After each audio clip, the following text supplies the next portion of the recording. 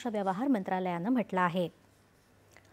देशभरातील शालेय विद्यार्थ्यांमध्ये नवोन्मेषाला चालना देण्यासाठी आज देशभरात आयोजित शालेय स्तरावरील विकसित भारत बिल्डथॉन या हॅकेथॉन स्पर्धेचं उद्घाटन केंद्रीय शिक्षण मंत्री धर्मेंद्र प्रधान यांच्या हस्ते आज झालं।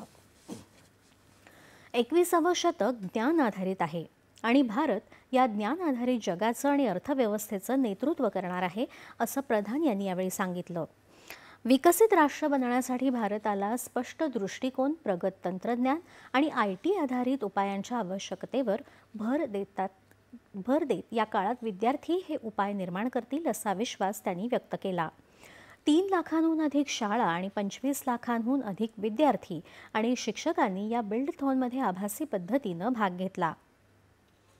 युवाओं के ऊपर, भारत की नई पीढ़ी के ऊपर, भारत की विद्यार्थियों के ऊपर, इसी को ध्यान में रखते हुए भारत सरकार की school department, Atal innovation mission और AICT, इन तीनों की कोलैबोरेशन में प्रधानमंत्री जी की विजन को नीचे उतारने के लिए हमने काम पे जुटे हैं।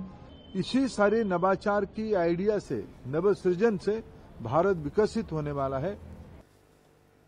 रात्री 11 वाजेपर्यंत ही स्पर्धा चालणार आहे। देशभरातील शाळांमधील इयत्ता 6वी ते 12वी पर्यंतच्या विद्यार्थ्यांना आणि शिक्षकांना त्यांची सर्जनशीलता आणि समस्या सोडवण्याचं कौशल्य दाखवण्यासाठी सक्षम बनवणं हा या उपक्रमाचा उद्देश आहे। यावर्षीची स्पर्धा आत्मनिर्भर भारत, स्वदेशी, व्होकल फॉर लोकल आणि समृद्ध भारत या 4 संकल्पनांवर आधारित आहे।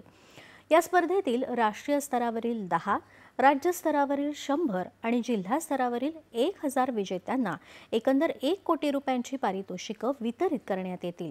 हा कार्यक्रम केंद्रीय शिक्षण मंत्रालयानं अटल नवोन्मेष अभियान आणि नीती आयोगाच्या सहकार्यानं आयोजित केला आहे। पंतप्रधान गतिशक्ती